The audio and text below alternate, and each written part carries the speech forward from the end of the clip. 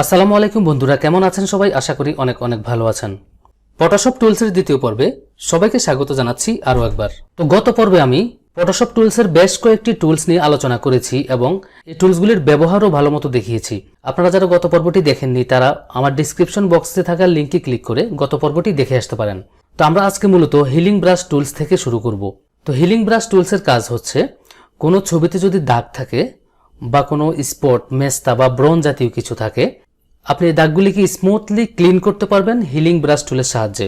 তো আমি healing brush টুলসে click করলাম। হিলিং ব্রাশ টুলসে ক্লিক করার পর দেখতে পাচ্ছেন একটি গোলাকার বৃত্তের মতো হয়ে গিয়েছে আমাদের কার্সরটি। তো আপনি চাইলে এই বৃত্তটিকে আপনার পরিমাণ মতো বড় ছোট করে নিতে পারেন। আপনি যদি এখান থেকে ডায়ামিটারটি আপনি যদি বাড়িয়ে কমিয়ে দেন তাহলে আপনার বৃত্তটি বড় ছোট হবে। তো আপনার যতটুকু প্রয়োজন আপনি সেই প্রয়োজন অনুসারে বৃত্তটি বড় ছোট করবেন।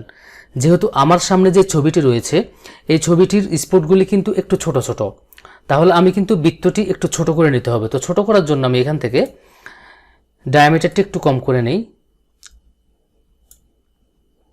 তো দেখতে পাচ্ছেন বৃত্তটি আমি ছোট করে নিয়েছি। এখন কথা হচ্ছে আমি ছবিটি একটু জুম করে নেই। আমরা এই স্পটটি এখন ক্লিন করব। তো ক্লিন করার জন্য আপনাকে স্পটের পাশে থাকা যে ভালো অংশটুকু আছে, ভালো অংশটুকুর মধ্যে আপনি কিবোর্ড থেকে অল্টার প্রেস করে ধরে রেখে আপনি মাউস একটি ক্লিক করবেন। ক্লিক করার সাথে সাথে আপনার একটি স্ক্রিনশট চলে আসবে। তো আমি আরেকটি কথা বলে রাখছি, আমি যে স্ক্রিনশটের কথা বলছি স্ক্রিনশট কিন্তু দেখা যাবে না। আপনি জাস্ট এখানে একটি ক্লিক করবেন, ক্লিক করলে একটি স্ক্রিনশট হয়ে থাকবে কিন্তু এটি দেখা যাবে না। আপনি যখন দাগের উপরে ক্লিক করবেন তখনই এই স্ক্রিনশটটি দাগটিকে রিপ্লেস করে দিবে। তো স্ক্রিনশটটি আপনি কি করবেন, যেখানে দাগ আছে সেই দাগের উপরে ছেড়ে দিবেন। মানে আপনি এই দাগটির উপরে মাউস একটি ক্লিক করবেন। আমি ক্লিক করছি, দেখেন আমার স্পটটি ক্লিন হয়ে গিয়েছে। এখন যেখানেই আপনার ছবির স্পট থাকে আপনি সেই স্পটের পাশে থাকা ভালো অংশ থেকে কিবোর্ড থেকে অল্টার প্রেস করে আপনি মাউস একটি ক্লিক করবেন। ক্লিক করার পর আবার দাগের উপরে এনে আরেকটি ক্লিক করবেন। দেখুন আমি করছি।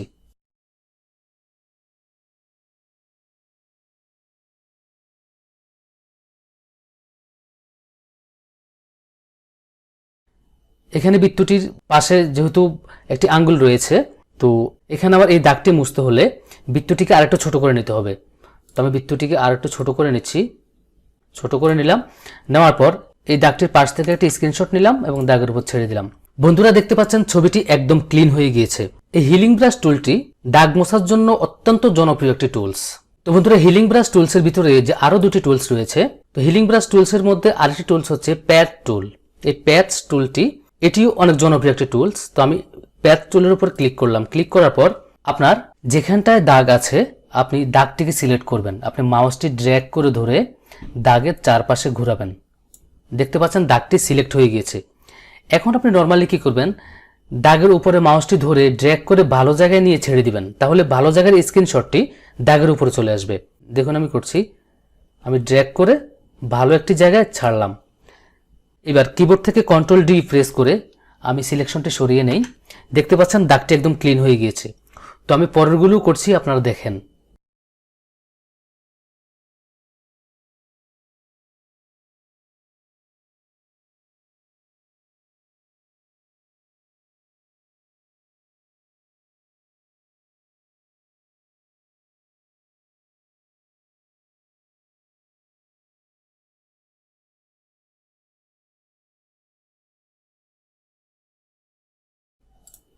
বন্ধুরা দেখতে পাচ্ছেন এই প্যাচ টুলটি অনেক চমৎকার একটি টুলস। আমি দাগগুলি কিন্তু স্মুথলি রিমুভ করতে পেরেছি। তো এই টুলসের মধ্যে আরেকটি টুলস রয়েছে। আমি যখন মাউসের রাইট বাটন ক্লিক করবো এটি শো করবে কালার রিপ্লেসমেন্ট টুলস। তো কালার রিপ্লেসমেন্ট টুল হচ্ছে আপনি যে কোনো কালার রিপ্লেস করতে পারবেন। আমি বৃত্তটিকে একটু ছোট করে নিচ্ছি। তো বন্ধুরা কালার রিপ্লেসমেন্ট করার জন্য আমি আরেকটি ছবি নিচ্ছি। এই ছবিটি দিয়ে আমি দেখাচ্ছি। ধরুন যে চুলগুলো রয়েছে এখানে চুলগুলোর কালার আমি রিপ্লেস করব। সেটার জন্য আমি চুলগুলোকে আগে সিলেক্ট করব। সিলেক্ট করার জন্য আমি আগে ম্যাজিক টুলটি ইউজ করব। ম্যাজিক টুল ক্লিক করলাম। ক্লিক করার পর এখানে টলারেন্সটা আমি 50 রেখেছি। আপনি আপনার ইচ্ছে মতো রাখতে পারেন, কোনো সমস্যা নেই। তো আমি এখানে চুলের মধ্যে একটি ক্লিক করলাম। ক্লিক করার সাথে সাথে চুলগুলো সিলেক্ট হয়ে গিয়েছে। এখন দেখতে পাচ্ছেন কিছু কিছু অংশ আমার বেশি চলে আসছে। যেমন এখানে যে চোখটি দেখতে পাচ্ছেন চোখের উপরে সিলেকশনটি চলে এসেছে। তো এই চোখের উপর থেকে আমরা সিলেক্টকৃত অবস্থাকে ডিসিলেক্ট করে দিব। সেটার জন্য কি করব, ল্যাসো টুলে ক্লিক করে কিবোর্ড থেকে অল্টার বাটন প্রেস করে ধরে রেখে আমরা এখানে ড্র্যাগ করব। এখানটা ড্র্যাগ করে ঘুরিয়ে এনে আবার লাগিয়ে দিব। দেখতে পাচ্ছেন চোখের উপরে যে এতক্ষণ সিলেক্ট অবস্থায় ছিল এখানটায় এটি ডিসিলেক্ট হয়েছে এখন। তো মাথার উপরে এখানে একটু দেখা যাচ্ছে, এটুকুর চারপাশে যদি আমি ল্যাসো টুলটি ড্র্যাগ করে ঘুরাই তাহলে এটিও ডিসিলেক্ট হয়ে যাবে। হ্যাঁ, এখন আমি কালার রিপ্লেসমেন্ট টুলে ক্লিক করব। কালার রিপ্লেসমেন্ট টুলে ক্লিক করলাম। ক্লিক করার পর এখানে টলারেন্স আপনি আপনার ইচ্ছে মতো রাখতে পারেন, কোনো সমস্যা নেই। আমি 100% রাখলাম। রেখে বৃত্তটিকে একটু বড় করতে হবে, ডায়ামিটারটিকে একটু বাড়িয়ে নেই, একটু বড় করে নিলাম। তো আমরা চুলের মধ্যে যে কালারটি দিতে চাই বা যে কালারটি রিপ্লেস করতে চাই আমরা সেই কালারটি এখান থেকে চুজ করে দিব। আমি চুজ করলাম। তো কালারটি সিলেক্ট করার পর আমরা চুলের উপরে মাউস ড্র্যাগ করব।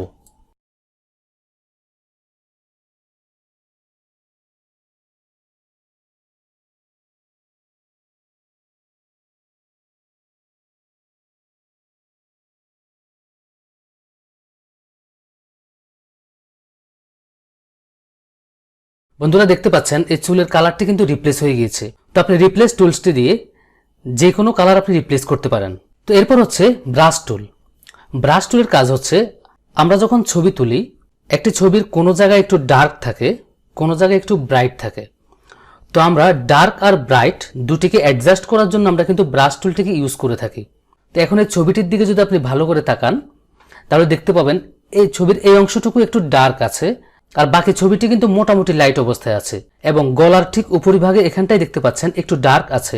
তো আমরা যেখানে যেখানে ডার্ক আছে আমরা ব্রাশ টুল ইউজ করে আমরা কিন্তু ডার্ককৃত জায়গাটুকুকে ছবির অন্য অংশে যে কালারটি আছে সেই কালারটির সাথে অ্যাডজাস্ট করে নিতে পারি। তো সেটার জন্য কি করতে হবে, ব্রাশ টুলে ক্লিক করতে হবে। ব্রাশ টুলে ক্লিক করার পর ব্রাশ টুলের আন্ডারে যে অপশনগুলো এখানে রয়েছে এখানে মোডটি থাকবে নর্মাল, অপাসিটি আমি এখানে 20 দিয়ে রাখছি এবং ফ্লো 30 দিয়ে রাখছি। তো দেওয়ার পর ডার্ককৃত যে অংশটুকু রয়েছে সেই অংশটুকু আপনি ছবির অন্য যে অংশটুকুর মতো করতে চান সেখান থেকে একটা স্ক্রিনশট নেবেন। স্ক্রিনশট নেওয়ার জন্য আপনাকে কি করতে হবে, কিবোর্ড থেকে অল্টার বাটন প্রেস করে ধরে রেখে আপনি মাউস এখানটা একটি ক্লিক করবেন। ক্লিক করার পর আপনি ডার্ক যে অংশটুকু আছে সেই অংশটুকুর মধ্যে মাউস ড্র্যাগ করবেন, মানে মাউসটি চেপে ধরে আপনি একটু ঘষবেন। আমি একটু ঘষলাম, দেখতে পাচ্ছেন বন্ধুরা এই অংশটুকুর মতো ডার্ককৃত জায়গাটুকু কিন্তু হয়ে গিয়েছে। এখন আপনি চাইলে যে গলার উপরিভাগে এখানটায় যে ডার্ক অবস্থায় আছে আপনি এখানটায় যদি মাউস ড্র্যাগ করে মানে মাউস চেপে ধরে আপনি একটু ঘষে দেন তাহলে এই অংশটুকু কিন্তু একটু লাইট হয়ে যাবে, মানে ব্রাইট হয়ে যাবে। তো আপনি ব্রাশ টুলটি কিন্তু পরিমাণ মতো ইউজ করতে পারবেন। তো ব্রাশ টুলের পরিমাণটা যদি আপনি বেশি ইউজ করে ফেলেন তাহলে কিন্তু ছবির কোয়ালিটি নষ্ট হয়ে যাবে। তো আপনার যতটুকু প্রয়োজন আপনি ততটুকু করতে পারেন। একটি ছবির টোটাল যে পেজ রয়েছে সেই পেজটিকে আপনি অ্যাডজাস্ট করার জন্য যেন পেজের সব অংশে একই রকম কালার থাকে সেজন্য আপনি ব্রাশ টুলটি ইউজ করতে পারেন। তো বন্ধুরা ব্রাশ টুলসের মধ্যে আরেকটি টুলস রয়েছে পেন্সিল টুলস। পেন্সিল টুলস দিয়ে আপনি সাধারণত কিছু আঁকাআঁকি করতে পারেন। ধরুন আমি এখান থেকে একটি কালার চুজ করলাম, ধরুন কালো কালারটি দিলাম। কালো কালার দেওয়ার পর পেন্সিল টুলে ক্লিক করলাম। ক্লিক করার পর আমি এখান থেকে আমি একটু আঁকাআঁকি করতে পারবো। তো এটি মূলত আমাদের কোনো কাজে আসে না, তারপরেও আমি দেখিয়ে দিলাম আপনাদেরকে। তো তারপরে যে টুলসটি রয়েছে ক্লোন স্ট্যাম্প টুলস। এই টুলসটিও কিন্তু দাগ মোছার কাজে ব্যবহৃত হয় বা কোনো অংশ রিপ্লেস করার জন্য ব্যবহৃত হয়ে থাকে। তো আমি ক্লোন স্ট্যাম্প টুলসে ক্লিক করলাম। ক্লিক করার পর এখানে অপাসিটি আর ফ্লো আপনি চাইলে একটু কমিয়ে বাড়িয়ে নিতে পারেন আপনার ইচ্ছে মতো। আমি একটু কমালাম। কমানোর পরে স্পট আছে এমন একটি ছবি আমি ওপেন করি। তো আমি ক্লোন স্ট্যাম্প টুলসে ক্লিক করলাম। ক্লিক করার পর এখানে দেখতে পাচ্ছেন আমার কার্সরটি একটি বৃত্ততে পরিণত হয়েছে। তো বৃত্তটি আপনি আপনার দাগ অনুযায়ী ছোট বড় করে নেবেন। এখান থেকে আমি একটু ছোট করে নিলাম। যেহেতু আমার এই ছবির দাগগুলো ছোট ছোট সেহেতু আমি বৃত্তের সাইজটি একটু ছোট করে নিলাম। তো ছোট করার পর নর্মালি সিস্টেম কিন্তু আমরা যে হিলিং ব্রাশ টুলটি দেখিয়েছিলাম হিলিং ব্রাশ টুলসের মতোই একই সিস্টেম। তো আপনি কি করবেন, দাগের পাশে যে ভালো অংশটুকু আছে সেখান থেকে স্ক্রিনশট নেবেন। স্ক্রিনশট নিয়ে দাগের উপর ক্লিক করবেন। দেখতে পাচ্ছেন আমরা একটু আগে যে হিলিং ব্রাশ টুলসটি ইউজ করেছিলাম ক্লোন স্ট্যাম্প টুলসের ব্যবহারও কিন্তু একই রকম।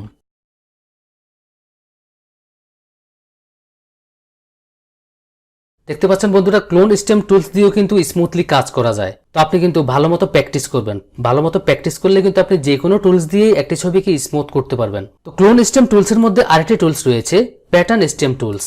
আপনি এই টুলসটির সাহায্যে প্যাটার্ন তৈরি করতে পারবেন। প্যাটার্ন তৈরি করার জন্য আপনাকে এখানে অপাসিটি 100% দিয়ে রেখেছি আমি, ফ্লো 100% আছে, আর মোড থাকবে নর্মাল। এখান থেকে আপনি যে কোনো একটা স্টাইল চুজ করবেন। চুজ করার পর আপনি বৃত্তটিকে ছোট বড় করবেন এখান থেকে আপনার পরিমাণ অনুযায়ী। ছোট বড় করার পর আপনি এখানে মাউস ড্র্যাগ করবেন। দেখতে পাচ্ছেন এখানটা আমি যে প্যাটার্নটি চুজ করেছি সেই প্যাটার্নটি কিন্তু এখানে চলে আসছে। তো বন্ধুরা, এটা হচ্ছে প্যাটার্ন স্টেম টুলসের কাজ। তো মূলত প্যাটার্ন স্টেম টুলসটি আমাদের তেমন একটা প্রয়োজন হয় না, ক্লোন স্টেম টুলসটি আমাদের বেশি ব্যবহার হয়। তো বন্ধুরা, তার পাশে দেখতে পাচ্ছেন হিস্টোরি ব্রাশ টুলস।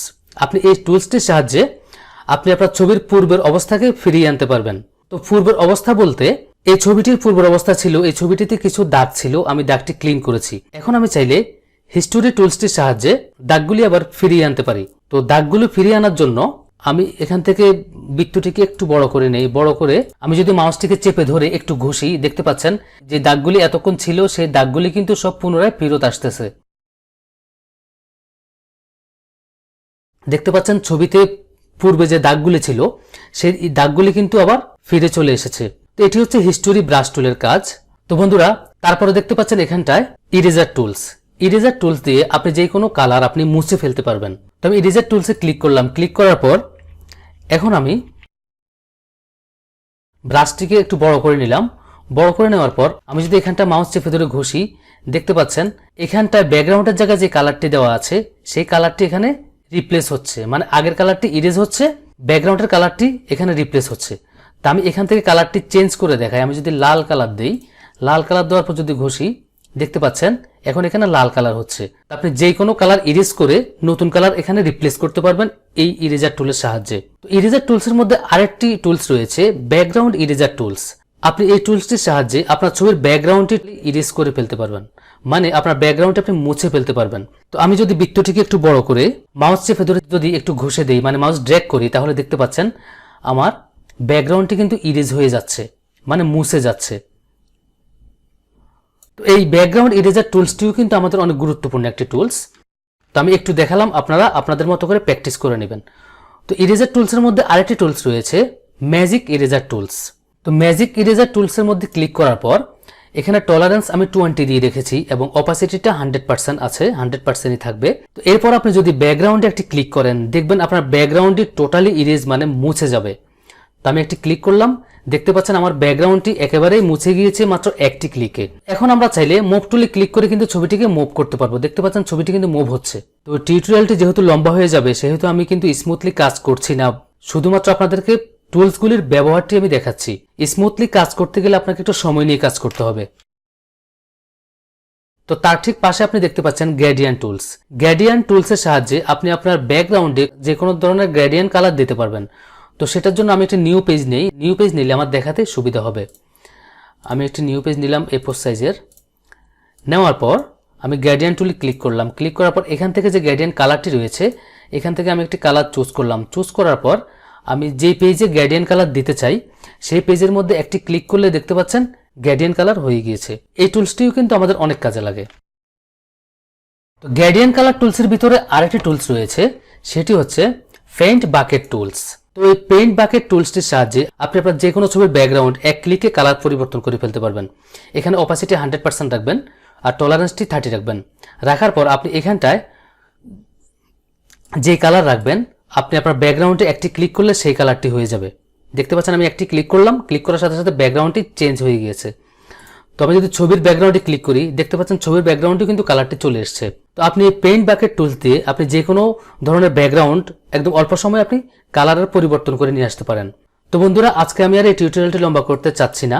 তো নিচে বাকি যে টুলসগুলি রয়েছে সেগুলো আমি নেক্সট পার্টে করব।